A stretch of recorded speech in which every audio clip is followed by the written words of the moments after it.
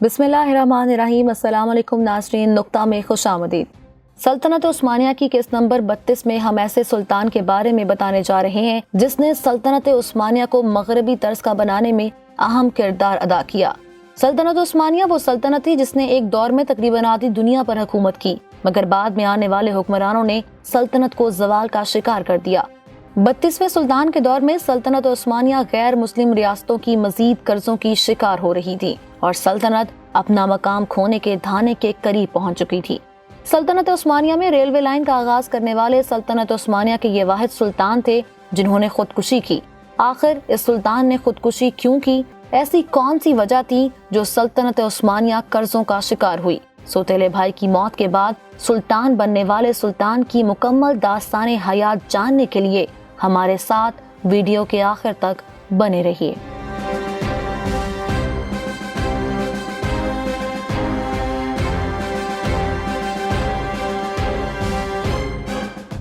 سلطنت عثمانیہ کے 32ویں سلطان سلطان عبدالعزیز 8 فروری 1830 کو قسطنطنیہ میں پیدا ہوئے۔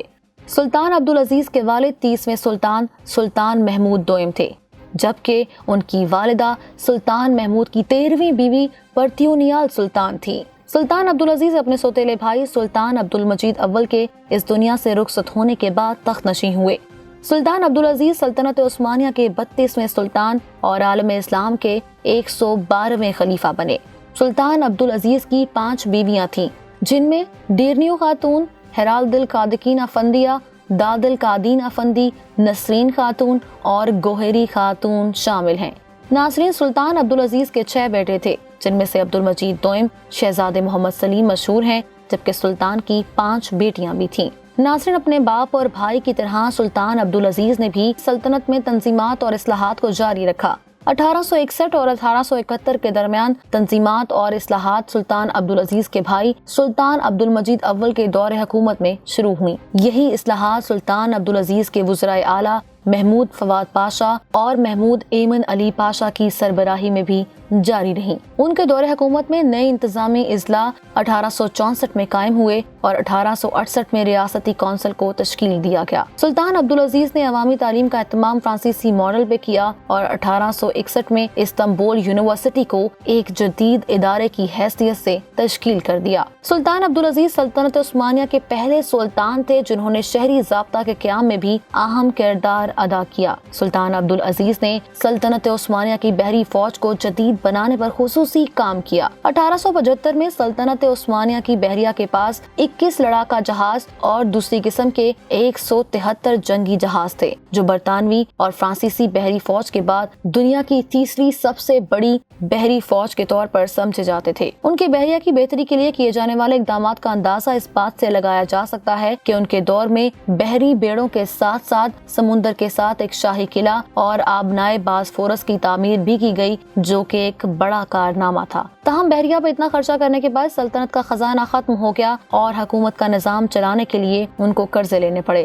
30 اکتوبر 1875 کو سلطنت کے اخراجات چلانے کے لیے رمضان قانون ویسی کے نام سے عثمانیوں نے سرکاری قرضوں کی ادائیگی کے لیے زرعی ٹیکس میں اضافے کا فیصلہ کیا، جس سے سلطنت عثمانیہ کے بلقان صوبوں میں بحران پیدا ہو گیا۔ ناظرین، ان سب نقصانوں اور قرضوں کے باوجود سلطان عبدالعزیز نے سلطنت کو جدید بنانے پر اپنی توجہ مرکوز رکھی اور انہوں نے سلطنت عثمانیہ کا پہلا ریلوے نیٹ ورک قائم کیا۔ 17 اپریل 1869 کو رومیلیا ریلوے کے لیے مراعات دی گئیں، جو استنبول سے ویانا سے منسلک تھیں۔ 1871 میں سلطان عبدالعزیز نے اناتولیا ریلوے قائم کیا۔ سلطان عبدالعزیز نے ایک اور ریلوے لائن بنائی جو 1871 میں برسا اور بحر مرمر کے ساتھ واقع آبادی والے علاقوں کو دیگر علاقوں سے جوڑنے کے لیے بنائی گئی تھی۔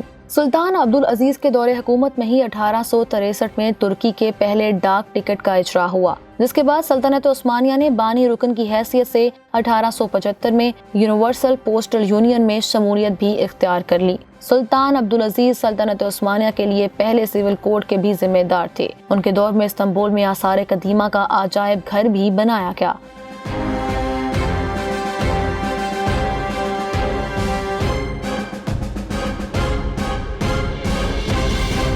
سلطان عبدالعزیز نے اپنے دور حکومت میں فرانس اور برطانیہ کے ساتھ اچھے تعلقات استوار کیے۔ 1867 میں سلطان عبدالعزیز سلطنت عثمانیہ کے وہ پہلے سلطان بن چکے تھے جنہوں نے مغربی یورپ کا دورہ کیا۔ سلطان عبدالعزیز کے سفر میں پیرس میں یونیورسل ایکسپوزیشن کا دورہ اور برطانیہ کا سفر بھی شامل تھا، جہاں ملکہ وکٹوریہ کے ذریعے سلطان عبدالعزیز کو نائٹ آف گارڈر بنایا گیا اور اسماعیل پاشا کے ساتھ رائل نیوی فلیٹ کی نمائش بھی دکھائی گئی۔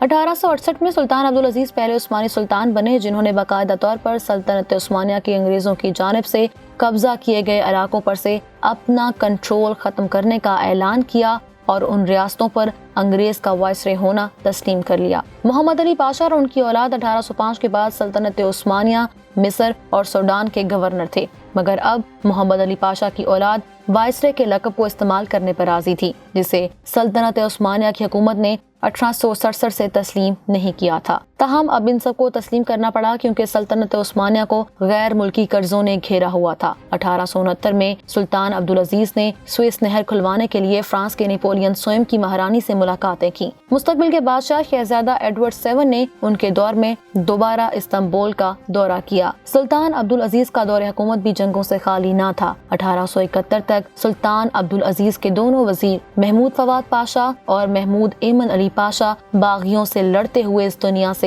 رخصت ہو گئے۔ سلطان عبدالعزیز نے دوستی کے لیے روسی سلطنت کا رخ کیا کیونکہ بلقان صوبوں میں بدامنی جاری تھی۔ 1875 میں ہرزگوینائی بغاوت بلقان صوبوں میں مزید پھیلنے لگی اور ان بغاوتوں کو روکتے روکتے سلطان عبدالعزیز بیمار رہنے لگ گئے۔ 1873 میں فصلوں کا اچھا نہ ہونا اور سلطنت عثمانیہ کی بحری فوج پر سلطان عبدالعزیز کے شاہانہ اخراجات اور عوامی قرضوں میں اضافے کے ساتھ ساتھ ان کی تعمیر کے لیے نئے محلات سلطان عبدالعزیز کی معزولی کا سبب بنے۔ سلطان عبدالعزیز کو ان کے وزراء نے 30 مئی 1876 کو معزول کر دیا۔ سلطان عبدالعزیز کی درخواست کے بعد انہیں توپکاپی پیلس کے ایک کمرے میں لے جایا گیا۔ یہ کمرہ اسی کمرے میں تھا جس میں سلطان سلیم سوئم کو قتل کیا گیا تھا۔ اس کمرے کی وجہ سے سلطان عبدالعزیز اپنی زندگی کے بارے میں فکر مند تھے۔ سلطان عبدالعزیز نے بیلربی محل میں منتقل ہونے کی درخواست کی مگر اس درخواست کو مسترد کر دیا اور بیلربی محل کی بجائے سلطان عبدالعزیز کو فیری پیلس میں منتقل کر دیا گیا، جس کی وجہ سے سلطان عبدالعزیز اپنی سیکیورٹی کے بارے میں بے حد گھبراہٹ کا شکار رہنے لگے۔